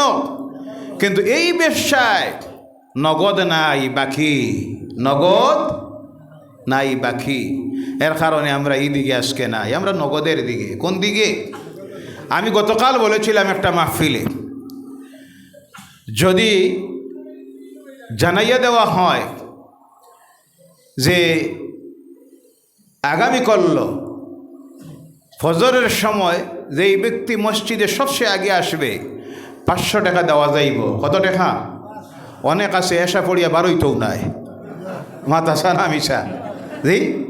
কারণ দেখবো কোনো রকম যদি বই যাই রাইটে যায় গিয়ে কত আছে, কারণ নগদ। কি নগদ? কি নগদ? ফজরের নামাজের জামাতে যদি আইয়া নামাজ পড়ে শরীক হয় কত নাকি। এই ওয়াজ শোনার বাদে আয় জি, কথা বলেন না, কারণ বাকি। কোনটা? বাকি। কিন্তু ভাইয়ারা আমার, দুনিয়া আছে নগদের পিছনে ছুটে যদি আপনি আখেরাতের বাকিকে বলে যান, আখেরাতের জিন্দিগি বরবাদের জিন্দিগি হয়ে যাবে। ও আমার ভাইয়ারা, এর জন্য আল্লাহ পাক মানুষের ভিতরে আল্লাহর ভয় ঢুকানোর জন্য সবচেয়ে বেশি আল্লাহ মক্কার জীবনে তার রাসূলের প্রতি যে আয়াত নাযিল করেছিলেন, পরকালীন জীবন সম্পর্কে, কিয়ামত সম্পর্কে, জাহান্নামের আলোচনাগুলি আল্লাহ পাক তার রাসূলের কাছে আয়াত নাযিল করলেন। করার কারণে এই মানুষগুলির ভিতরে যখন পরকালের ভয় ঢুকে গেল, আল্লাহর সামনে গিয়ে হাজির হতে হবে। দুনিয়ার জীবনের কৃতকর্ম সম্পর্কে জবাব দিতে হবে। আপনার আমার আমলনামা আল্লাহর সামনে খুলে দেওয়া হবে। মিসকাল যাররাতিন খায়রান ইয়ারা ওয়া মান ইয়ামাল মিসকাল যাররাতিন শাররান ইয়ারা। বলো আল্লাহু আকবার।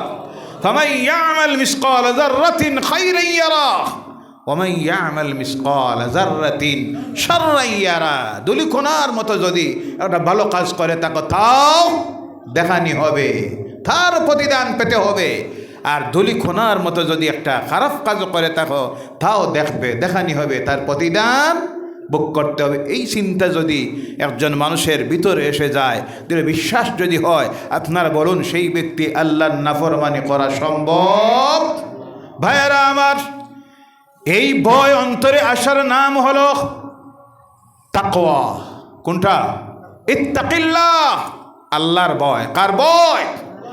আল্লাহর ভয় যখন অন্তরে এসে যায় সেই ব্যক্তি হয়ে যায় মুমিন। সুবহানাল্লাহ বলেন। আর মুমিন যখন হয়ে যায়, মুমিন আল্লাহর নাফরমানি করতে পারে? সুবহানাল্লাহ বলেন। হযরত ওমর ইবনুল খাত্তাব রাদিয়াল্লাহু তাআলা আনহু অর্ধেক পৃথিবীর শাসক ছিলেন। সুবহানাল্লাহ বলেন। অর্ধেক পৃথিবী শাসন করতেন। রাত যখন হয়তো ঘুম নাই। সুবহানাল্লাহ বলেন। দিনের বেলায় ঘুম নাই, কারণ তিনি হলেন নেতা। তিনি কি? নেতাদের অবস্থা কেমন হয় দেখেন। হযরত ওমর ইবনুল খাত্তাব দিন দুপুর 12টার সময় ঘোড়া নিয়ে বাইর হয়েছেন, মরুভূমির মাঝে দিয়ে ছুটতেছেন। কোনো মানুষের কষ্ট হয় নাকি? কোনো মানুষ না খাইয়া আছে নাকি? কোনো মানুষ কিনা ঘরে আছে নাকি? হঠাৎ মরুভূমির মাঝে গিয়ে দেখেন একটা রাখাল ছাগল রাখতেছে, বেড়া রাখতেছে। ঘোড়ার থেকে নামলেন, তার কিনারে গিয়ে বললেন, ও যুবক, আমি পথিক মুসাফির, পিপাসিত হয়েছি, আমাকে সামান্য পানি দাও। বললো, এই পথিক মুসাফির, আমার কাছে পানি নাই। তিনি বললেন, ওই যে তোমার ছাগল আছে, বেড়া আছে, যদি দুধ দহন করে আমাকে দাও তাহলে আমার ক্ষুধাটাও দূর হবে, পিপাসাও দূর হবে। সে বলল, পথিক মুসাফির চিনতে পারতেছে না উনি খেয়ে। তিনি হলেন অর্ধেক পৃথিবীর শাসক আমিরুল মুমিনিন হযরত ওমর ইবনুল খাত্তাব রাদিয়াল্লাহু তাআলা আনহু। বলো সুবহানাল্লাহ। বলল, মুসাফির, এই ছাগল আর বেড়ার মালিক আমি নাই। আপনি যে দুধ চাইতেছেন আমার দেওয়া সম্ভব নয়, কারণ আমি একজনের রাহা গোলাম, আমি কর্মচারী, চাকরিজীবী, আমি তার চাকরি করি, মাস পড়লে বেতন পাই। আমার দায়িত্ব হলো দেখার আমি আপনাকে তার বিনা অনুমতিতে দুধ দিতে পারবো? সুবহানাল্লাহ, সুবহানাল্লাহ। হযরত ওমর ইবনুল খাত্তাব রাদিয়াল্লাহু তাআলা আনহু বললেন, ও রাহাল, চিন্তা করো একবার, তোমাকে আমি কিছু পয়সা দিয়ে দিব। কি দিব? কিছু পয়সা দিয়ে দিব, উপকৃত তুমি হবে, পয়সা পাবে। বিনিময়ে যদি আমাকে কিছু দুধ দেও, আমার ক্ষুধাও দূর হবে, পিপাসাও দূর হবে। আর এখানে তুমি যে আমার কাছে দুধ বেচতেছ মালিক থেকে লুকাইয়া, তোমার মালিক এই খবর জানবেও না, দেখবে না, আমিও বলবো না, কোনো অসুবিধা নাই। মা ঠিক আছে না? নাই জি। সিসি ক্যামেরা তো লাগাইল নাই, কোনটা নাই? এখন তো সিসি পর্যন্ত লাগাইছে, সুরগুলি ধরতে করি অফিসও জি, এরপরেও ধরতে পারতেছে না। অফিসও লয় না, কয় বাড়িতে গিয়ে দেখা করবা জি। আছে না? নাই। নাউযু বিল্লাহি মিন যালিক। সিসি দিয়া, পুলিশ দিয়া, গোয়েন্দা বাহিনী দিয়া মানুষের চরিত্র ঠিক করা যাবে না। চরিত্র ঠিক করতে হলে তার ভিতরে ঢুকাইয়ে দিতে হবে আল্লাহর ভয়। তার ভয়, আর সেটা ঢুকাইয়ে দিতে পারে ইসলাম আর কোরআন। বলো সুবহানাল্লাহ। এবার জবাব দেয় কি শুনেন। বলল, পথিক মুসাফির, আপনি বলতেছেন এখানে আমার মালিক নাই, আপনার কাছে যদি দুধ বিক্রি করে মালিক দেখবেও না, শুনবে না। শুনে রাখুন, আমার মালিক হইল দুইজন। কয়জন? আমার মালিক হলো দুইজন। দুনিয়ায় একজনের চাকরি করি আমি, তার বেড়াগুলি ছাগলগুলি আমি রাখি। আর আমার আসল মালিক হলেন আরেকজন, যার নাম হলো আল্লাহ। আমি সেই আল্লাহর চোখকে ফাঁকি দিতে পারবো না। সুবহানাল্লাহ। সেই আল্লাহ যদি কিয়ামতের দিন আমাকে জিজ্ঞাসা করেন, ও যুবক, তোর মালিক তোর হাতে জিম্মাদারি আমানত দিয়েছিল তার বেড়াগুলি ছাগলগুলি, সেই দিন তুই যে দুধ বিক্রি করে চুরি করে এর জবাব আজকে দে। সেই দিন আমি আল্লাহর কাছে সেই চুরির জবাবে দিতে পারবো না। সুবহানাল্লাহ। এর নাম হলো তাকওয়া, ইত্তাকিল্লাহ, আল্লাহর ভয়। কার ভয়? আর এই ভয় যাদের অন্তরে চলে আসে তারা হয়ে যায় মুত্তাকি, আর তারাই হয় মুমিন। আর ওই মুমিন যদি আমরা হয়ে যাইতে পারি, এই দুনিয়ায় কোনো ডর, ভয়, কথা বলবেন, ভয় কথা কার? আল্লাহ বলছেন, ওয়ালা তাহিনু ওয়ালা তাহজানু ওয়া আনতুমুল আ'লাউনা ইন কুনতুম মুমিনিন। জোরে বলো আল্লাহু আকবার।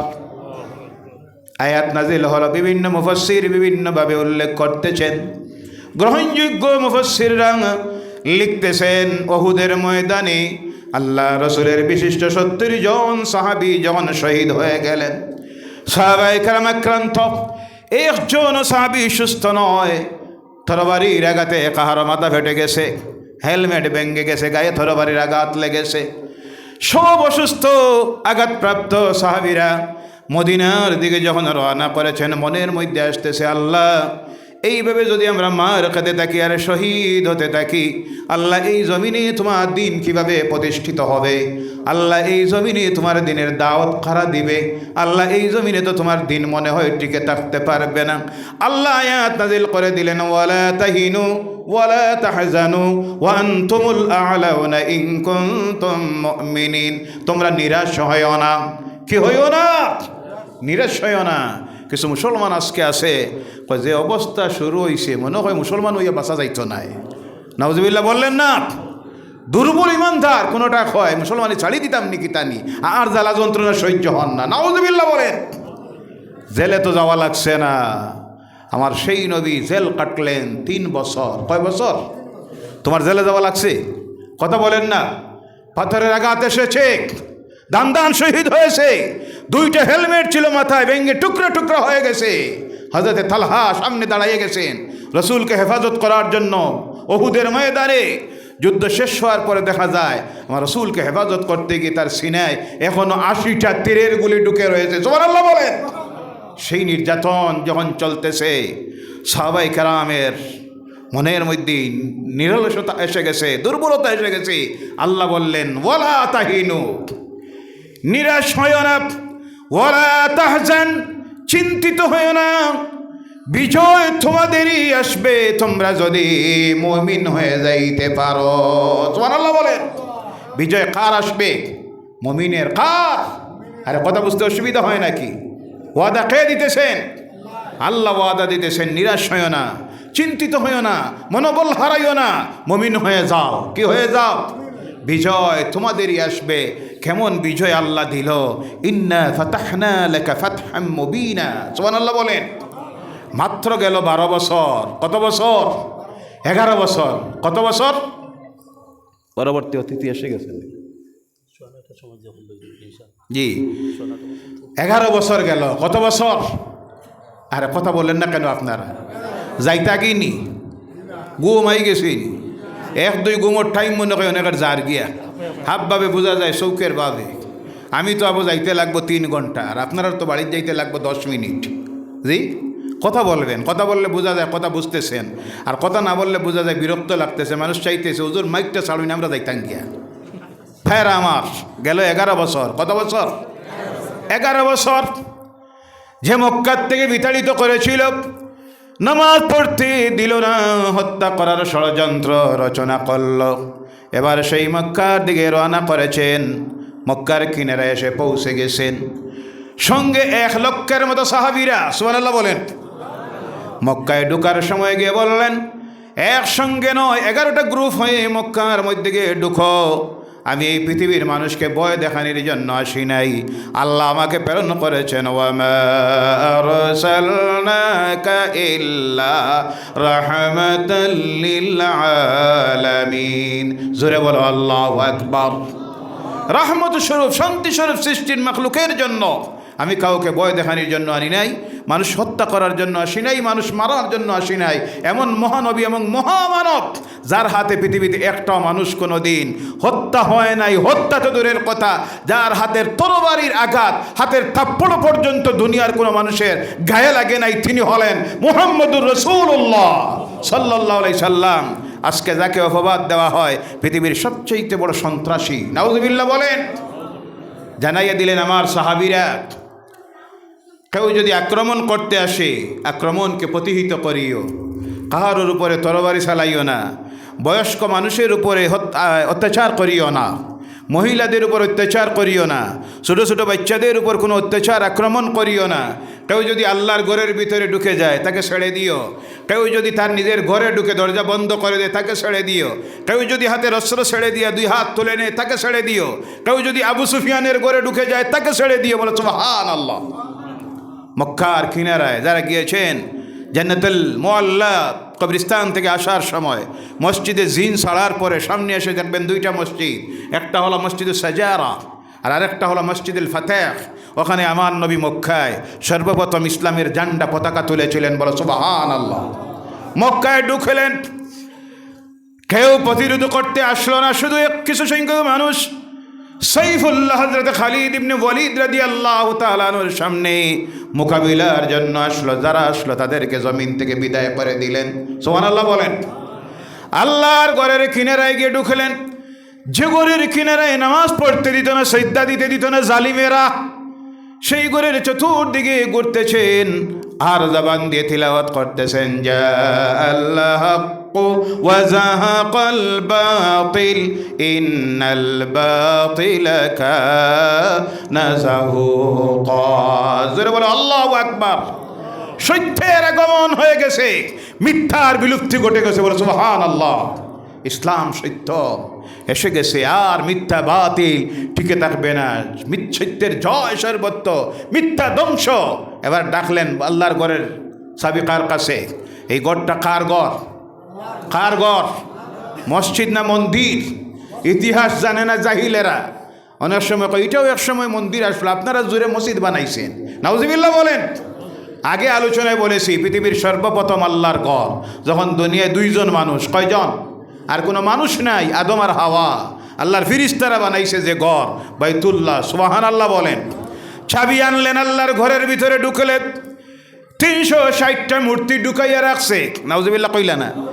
এক এক গোষ্ঠীর এক একটা, কেউ কেউরটা মানে না, কয় তোমরার ভগবান বড় না আমরারটা বড়। ঝগড়া করে যার যার এক একটা ঢুকাইয়া রাখছে আল্লাহর ঘরের দেওয়ালের মধ্যে। অগণিত উলঙ্গ নারী পুরুষের যৌন মিলনের ছবি আঁকিয়া রাখছে। বলো নাউজুবিল্লাহ। আল্লাহ রসুল একটা মূর্তি ভাঙলেন না, হাতে একটা চাবুক নিয়ে প্রত্যেকটার সামনে গিয়ে দাঁড়ান। তাফসীরের মধ্যে আসতেছে, হাদিসে আসতেছে, আর আল্লাহর কালাম থেকে আয়াত তিলাওয়াত করেন। সুবহানাল্লাহ বলেন। আয়াত তিলাওয়াত করতেছেন, যা আল হক ওয়া যাহাকাল বাতিল ইন্নাল বাতিলা কানা যাহুকা। বুঝলে বলেন আল্লাহু আকবার। যখনই আয়াত তিলাওয়াত করেন, ওই মানুষ তৈরি মূর্তিগুলি আল্লাহ রসুলের কদমে লুটাইয়া পড়ে। সুবহানাল্লাহ। সব পড়ে গেছে। চিনল তারা আল্লাহর নবী মানুষ তৈরি মূর্তি হয়ে। কিন্তু এখনও পৃথিবীতে কিছু মানুষ আছে যারা সেই নবীকে চিনে মানে নাই। দুর্ভাগ্য। এরপর জমজমের পানি আনলেন, আল্লাহ রসুল পুরা গড়টাকে পবিত্র করলেন, ধৌত করলেন, আর বললেন, বিলাল, ও বিলাল, আল্লাহর ঘরের উপরে উঠো। সেই দিন হযরত বিলাল আল্লাহর ঘরের ছাদের উপরে দাঁড়িয়ে আজান দিলেন। সুবহানাল্লাহ নাই? আর জোরে বলেন সুবহানাল্লাহ। আল্লাহ রাব্বুল আলামিনের হাবিব সেই দিন আল্লাহর সেই ঘরের চতুর্দিকে সীমারেখা নির্দিষ্ট করে দিলেন। মুসলমান জেনে রাখো, খেয়াল করো। চতুর্দিকে সীমারেখা নির্দিষ্ট করে দিলেন, যাকে বলা হয় হুদুদুল হারাম। হারামের সীমারেখা একদিকে 11 কিলোমিটার, আর একদিকে 9 কিলোমিটার, একদিকে 7 কিলোমিটার, আর একদিকে 6 কিলোমিটার সীমারেখা নির্দিষ্ট করে আমার সেই নবী জানাইয়া দিলেন, আজ থেকে কিয়ামত পর্যন্ত এই সীমারেখার ভিতরে মুমিন মুসলমান ছাড়া কোনো বেঈমানের ঢোকার পারমিশন। সুবহানাল্লাহ বললেন না? এই আল্লাহ এখনো আছে না নাই? আওয়াজ করে বলেন, এই আল্লাহ আছে না নাই? কিন্তু সেইভাবে মুমিন আমরা হতে পারি নাই, আমরা মুত্তাকি হইতে পারি নাই।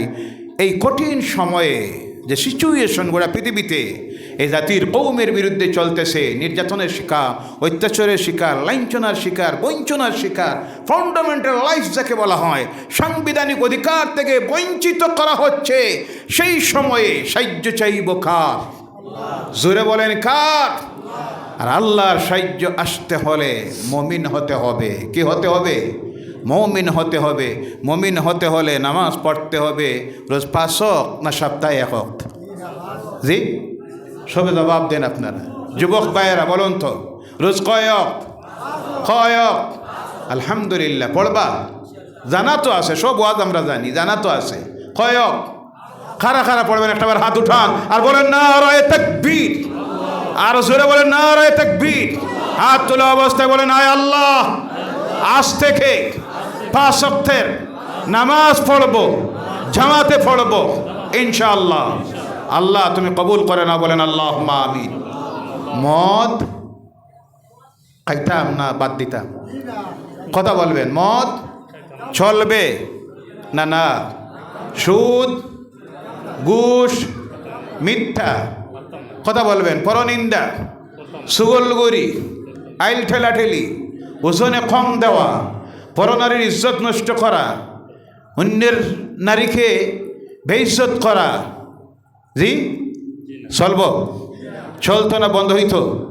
ভাইয়েরা আমার, আল্লাহর সকল প্রকারের নাফরমানি কাজকে যদি বিসর্জন দিয়া 5 ওয়াক্তের নামাজি হয়ে যায়, হালাল বক্ষণ করি, হালাল ব্যবসা করি, হারাম থেকে নিজে বাঁচিয়া থাকি, ছেলে মেয়েদেরকে দায়িত্ব যা আছে তা যদি আদায় করি, পরের হক থেকে নিজেকে যদি বাঁচাইয়া রাখি, মিথ্যার থেকে যদি বাঁচাইয়া রাখি, সুগলগুরির থেকে, পরনিন্দার থেকে, মা বোনদেরকে বেপরদায়িত্ব থেকে বাঁচাইয়া রাখে প্রকৃত দিনদার ইমানদার মুমিন যদি হয়ে যাইতে পারি ইনশাআল্লাহ, জোরে বলেন ইনশাআল্লাহ, এই পৃথিবীর অবস্থা আল্লাহর বদলাইয়া দিতে 1 সেকেন্ডও লাগবে না। কারণ এই আল্লাহ সেই আল্লাহ, কোন ফায়াকুন, কোন ফায়াকুন, হয়ে যা হয়ে যায়, 1 সেকেন্ডও লাগে না বদলাইয়া দিতে।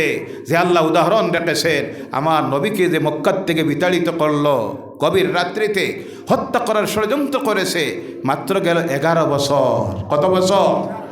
1 লক্ষ ইমানদার, দিনদার, মুমিন, মুজাহিদ সাহাবায়ে কেরামদেরকে নিয়ে মক্কায় আসলেন। কোনো যুদ্ধের প্রয়োজন হলো না। সেই মক্কাকে, আল্লাহর গড়কে আল্লাহ তার রসুলের হাতে তুলে দিল। তা কিয়ামত পর্যন্ত দাজ্জালও এই শহরে ঢুকতে, সুবহানাল্লাহ সুবহানাল্লাহ, এই আল্লাহ এখনো আসেন না? নাই। এর জন্য কড় জুড়ে অনুরোধ রাখি যে কঠিন পরিস্থিতির মোকাবিলা আমরা করতেছি। আমাদের যখন ইমানের পরীক্ষা চলতেছে, কিসের পরীক্ষা? ইমান আনলে ইমানের পরীক্ষা দিতে হয়, এটা স্বাভাবিক। আল্লাহর নবীরা পরীক্ষা দিয়েছেন। আজকের পৃথিবীর, বিশেষ করে ভারতীয় আসামের মুসলমানের ইমানের পরীক্ষা চলতেছে। এই পরীক্ষায় টিকে থাকতে হলে সেইভাবে মজবুত ইমানদার, দিনদার, মুত্তাকি হতে হবে। আল্লাহর নাফরমানির কাজ যদি ত্যাগ করে দিতে পারি ইনশাআল্লাহ, বলেন ইনশাআল্লাহ, আল্লাহ আমাদের এই অবস্থাকে পরিবর্তন করে দিবেন, বলেন ইনশাআল্লাহ। এই আলোচনা, সংক্ষিপ্ত আলোচনার উপরে আল্লাহ পাক যেন আমল করার তৌফিক দেয়, বলেন আল্লাহুম্মা আমিন। ওয়া মা আলাইনা ইল্লাল বালাগ ওয়া আখিরু দাওয়ানা আলহামদুলিল্লাহি রাব্বিল আলামিন। আমাকে একটা অনুরোধ রাখা হয়েছিল, যুবক ভাইয়েরা বলেছিল, কিন্তু সময়ের স্বল্পতায় পরবর্তী অতিথি নির্ধারিত সময় এসে গেছে, জনপ্রতিনিধিও আছেন, সম্ভবত উনিও কিছু বলবেন। আমি সময়টাকে আর নষ্ট করতে যাচ্ছি না, আপনারা ধৈর্য ধরে বসবেন ইনশাআল্লাহ। বলা হয়েছিল আল্লাহর ঘরের কাজ চলতেছে, আপনাদের